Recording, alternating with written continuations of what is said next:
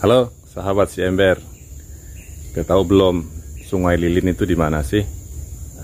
Bentar lagi saya ceritain ya sedikit tentang Sungai Lilin dan kuasi paroki Santo Aloysius Gonzaga di sini.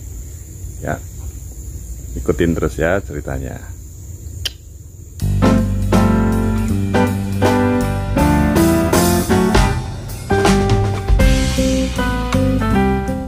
Sungai Lilin itu adalah sebuah kota kecamatan di Kabupaten Musi Banyu Asin atau biasa disingkat MUBA di Provinsi Sumatera Selatan. Jaraknya menurut Google tadi dari Palembang 135 km. Kalau kita naik mobil lewat jalan lintas Palembang Jambi, jarak itu bisa kita tempuh rata-rata 3,5 jam. Tapi kami biasa Palembang Sungai Lilin atau Sungai Lilin Palembang itu 3 jam sudah sampai. Jadi Sungai Lilin itu daerah perkebunan. Komoditi utamanya itu sawit. Nih, seperti kelihatan di sini. Nah, lalu sebagian yang lain adalah karet. Meskipun didominasi oleh ratusan atau mungkin bahkan ribuan hektar kebun sawit dan karet, tapi di Sungai Lilin tetap ada pasar loh. Pasarnya masih pasar tradisional, masih ada paket lengkap becek-becek. Nah,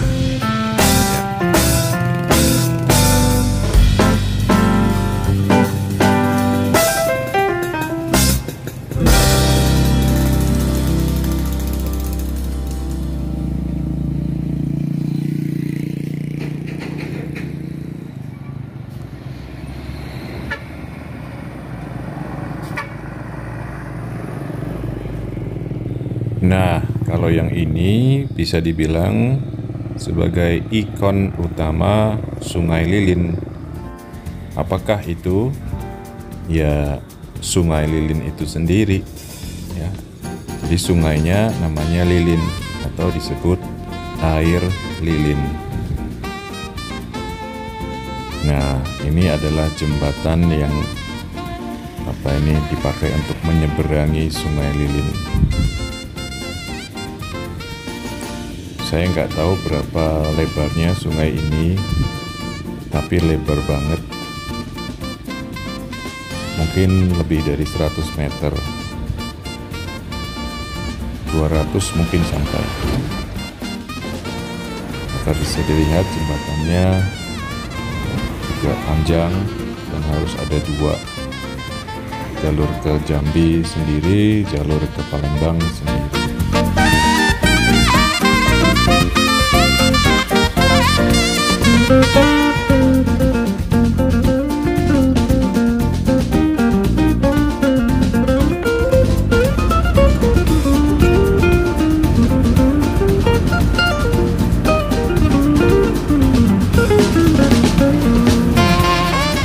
Ini pemandangan yang kita lihat kalau kita berjalan di sisi jembatan ke arah Jambi.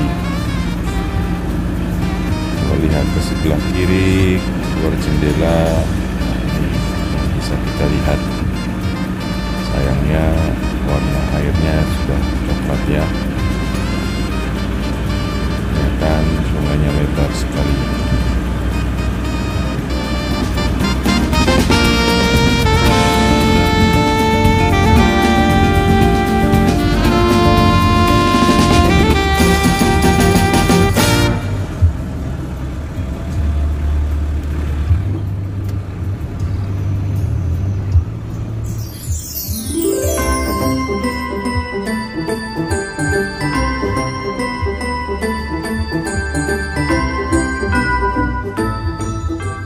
Kalau yang ini pemandangan arah sebaliknya, arah ke Palembang.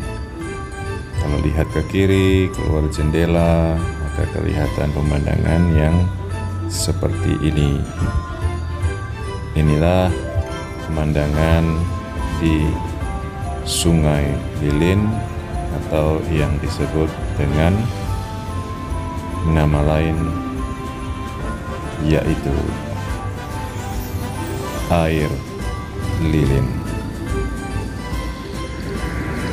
Ikon lain Sungai Lilin bisa dibilang adalah RSUD Sungai Lilin ini. Kompleks gereja dan pastoran kuasi paroki Santo Aloysius Gonzaga itu ada di belakang RSUD ini.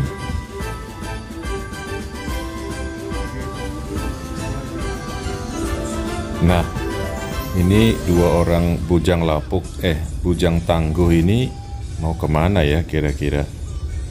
Mungkin ke belakang RSUD itu. Coba kita lihat kemana tujuannya.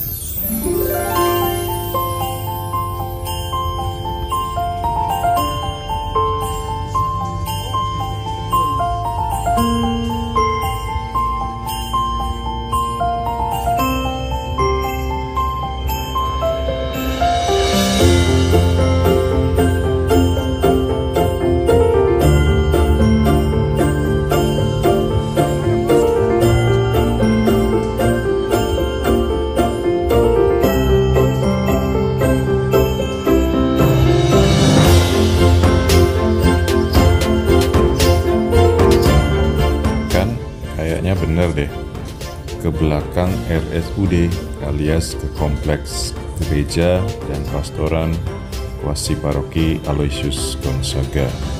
Sebentar lagi kita ikuti tur di gereja ini.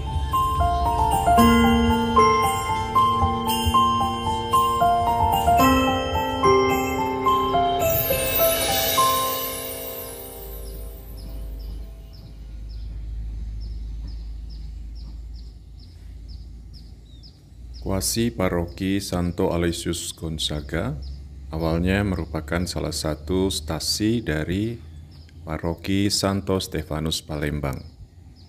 Pada tanggal 12 September tahun 2021, barulah stasi ini diresmikan sebagai kuasi paroki dan berganti nama menjadi Santo Aloysius Gonzaga. Selain RSUD Sungai Lilin dan rumah penduduk, di sekitar gereja ada juga kebun karet yang menjadi milik gereja. Kemudian di bagian belakang ada kebun sawit yang menjadi milik rumah sakit. Saya tidak punya informasi pasti, tetapi luas lahan gereja ini sekitar 0,5 hektar saya kira.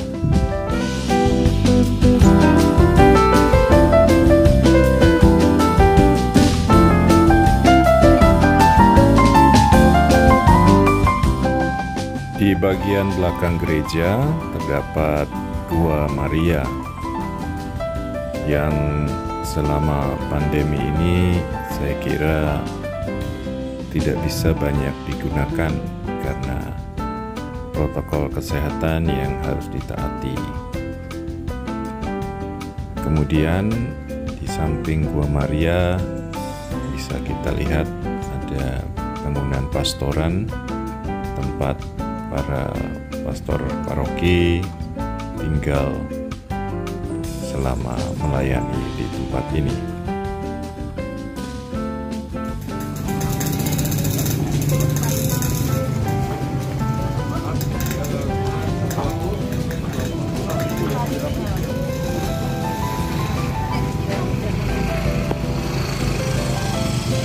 Ya, 22 tahun.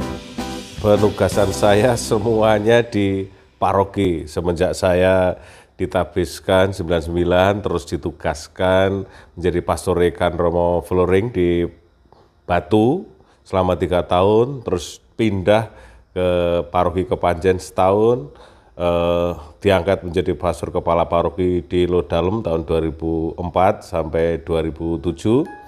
Nah, selanjutnya 2007 akhir 2008 saya tugas di Bondowoso, ya kurang lebih setahun lebih, sedikit di situ, terus dipindahkan ke Jember, hampir 6 tahun di sana, dan dipindahkan tahun 2013 ke Malang, ke Paroki Santo Andreas Tidar 2 tahun lebih, awal 2015 sampai akhir 2020 saya di MPK Jakarta dan dipindahkan ke sini ke Paroki Santo Stefanus untuk tahun pertama, dan sekarang per 12 September 2021 ini menjadi pastor kepala kuasi Paroki Santo Algons Sungai Lilin. Saya datang tanggal 12 Agustus 2020. Jadi memang sudah hampir 1,5 tahun ya. Ya pertama ya, karena saya selama ini kan di Jawa. Situasi kondisi pastoral itu sungguh berbeda, terutama ya medannya, terus umat Allah yang saya hadapi. Kalau di Jawa rata-rata semuanya sudah terorganisir secara rapi, semuanya hampir pasti tersedia dengan baik, sarana prasarana dan sebagainya. Apalagi di Jakarta. Jadi ketika saya awal masuk ke sini, ke Palembang dan melaksanakan tugas pastoral, terutama pelayanan ya ke stasi-stasi, itu saya cukup kaget. Karena ya memang selama ini saya juga tidak ada bayangan dan tidak pernah mengetahui. Tetapi dengan itu lama, tapi pasti saya mulai bisa menyesuaikan ya. Karena memang ya situasi baru, tantangan baru, bahkan medannya cukup menantang, bahkan sangat menantang. Dan ini pengalaman sungguh baru yang tidak pernah atau belum pernah saya alami di Jawa. Saya selama ini mungkin kalau ke pelayanan misa di stasi waktu di Lodalem itu paling jauh 1,5 jam. Itu sudah jauh, sudah lama. Tapi ternyata ketika di sini, di Palembang dan Sungai Lilin, 1,5 jam ternyata yang paling dekat. Nah ini dari segi jauh, dari segi pengalaman ya. Dan juga situasi kondisi medan, serta apa yang baru yang saya alami. Selama ini saya belum pernah itu tidur di rumah umat ketika ke stasi, karena memang bisa ditempuh dengan jam dan pulang pergi tidak ada masalah, sehingga memang tidak ada kebiasaan di Jawa itu sampai nginap-nginap di umat, itu tidak. Tapi di sini memang menurut saya memang harus, karena memang jauh ya, kalau kita pulang pergi juga tidak efektif. Ketika kita menginap menjadi lebih efektif, lebih tahu, lebih dekat dengan umat, lebih bisa merasakan, lebih bisa bersatu dan bisa bercerita-cerita banyak hal. Disitulah saya merasakan kekayaan pengalaman yang baru yang menumbuhkan ya semangat panggilan dan juga pengembalaan dari saya yang selama ini tidak pernah saya bayangkan. Ya seperti tadi sebenarnya saya garis bawahi tantangan medan ya, yang pertama yang berat. Karena memang situasi kondisi belum pernah saya alami. Tetapi ketika itu diceritakan dan saya mendengarkan juga apa yang dulu terjadi, seberat dan sesulit yang sekarang saya alami, saya merasa disadarkan ternyata tidak ada apa-apanya. Karena dulu kalau diceritakan oleh pendahulu ya Romo, ya katekis, mereka bermalam di jalan itu sudah biasa. Keplater atau tidak bisa jalan karena jalannya rusak, sangat dalam lumpurnya, itu sudah biasa. Tetapi untuk sekarang kendati jauh dan sulit toh masih bisa ditempuh dengan lancar. Jadi itulah yang menguatkan saya juga. Nah, peristiwa seperti ini bagi saya bercerita atau mendengarkan cerita atau mendengarkan kisah-kisah itu juga meneguhkan ya. Karena ya kita hidup dari kisah satu ke kisah lain, dilanjutkan pewartaan satu ke pewartaan lain. Itu menurut saya suatu tantangan tersendiri, dan saya tetap bisa mensyukuri dengan situasi kondisi yang ada. Karena kalau melihat umat tuh apa yang saya lakukan itu belum ada apa-apanya. Saya datang dengan mobil, mereka datang dengan sepeda motor, dan seringkali ya seperti itu, medannya jauh, sulit. jatuh bangun. Kalau datang bertemu di stasi, mereka sudah belepotan dengan lumpur, itu sudah sangat biasa. Dan saya melihat mereka tetap bersemangat, tetap tertawa, tetap merindukan perayaan bersama dalam ibadah.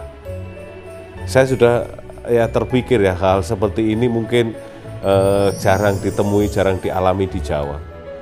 Sehingga pos corona nanti itu menurut saya butuh penyegaran animasi agar umat juga tercerahkan, umat juga belajar dari perjuangan orang yang merindukan Ekaristi.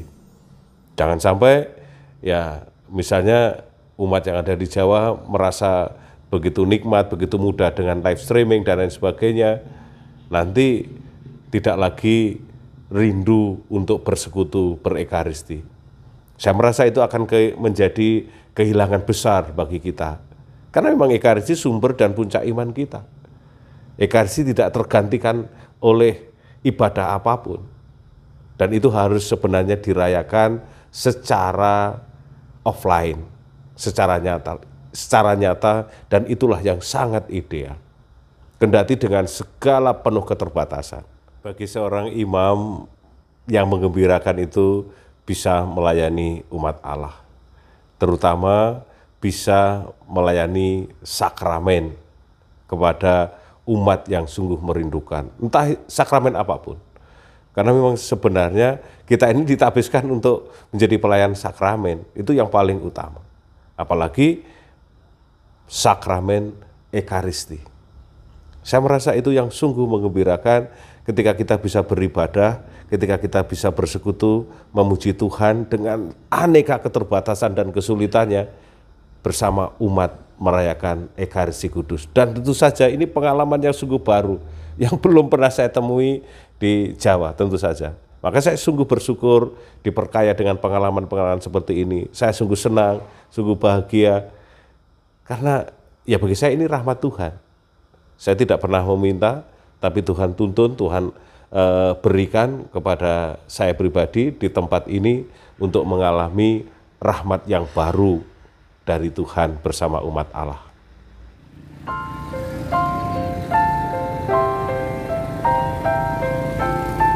Tabisan imam saya sampai dengan tahun ini mau masuk ke 20 tahun. Kalau bertugas secara efektif sih baru pertama kali ini bertugas di Sungai Lilin. Bulan September tahun 2021. Sampai dengan hari ini September, Oktober, November, Desember, 4 bulan lah. 4 bulan sejak pelantikan tempat ini menjadi kuasi paroki. Kesan yang paling menonjol untuk Sungai Lilin ini sebenarnya medan pastoral ya.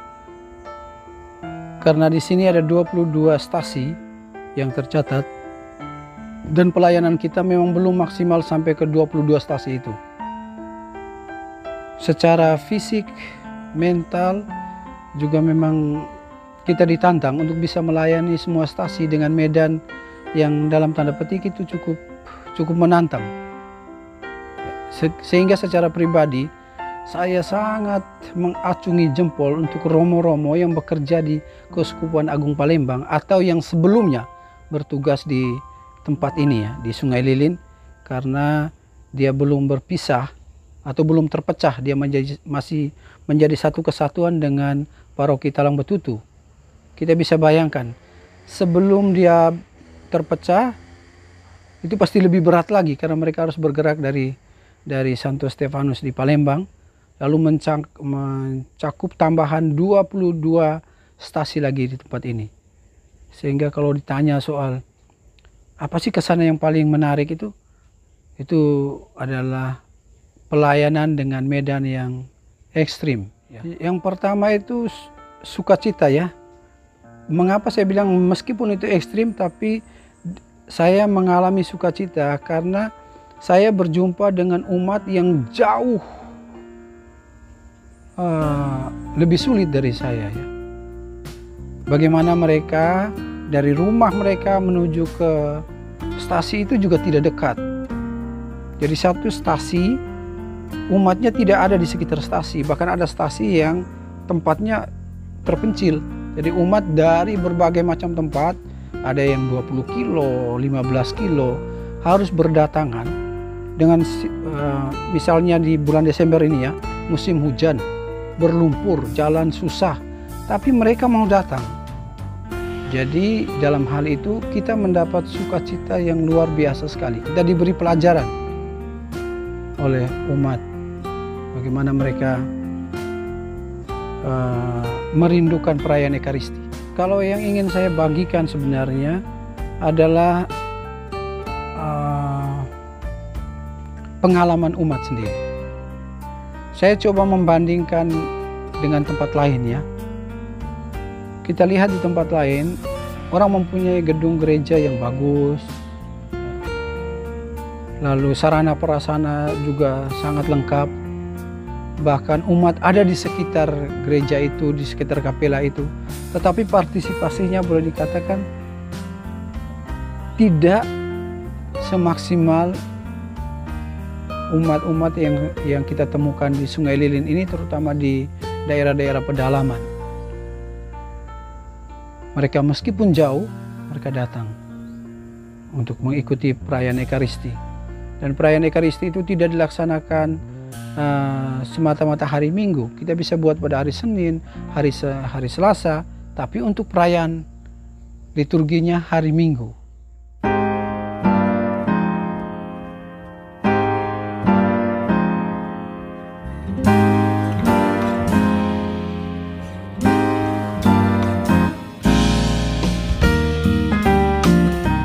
Itu tadi bukan katalog atau video promosi produsen mobil, tapi inilah sarana transportasi yang ditunggangi oleh para bujang tangguh dalam melakukan pelayanan ke stasi-stasi yang jauh dan medannya berat.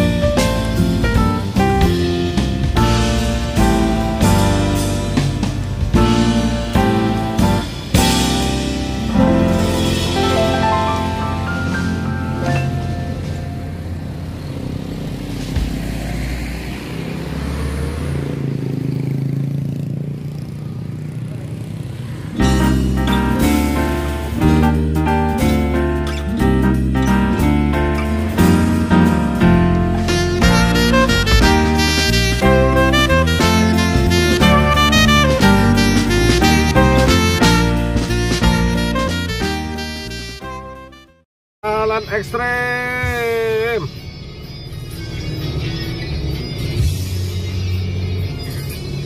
Sopir jos.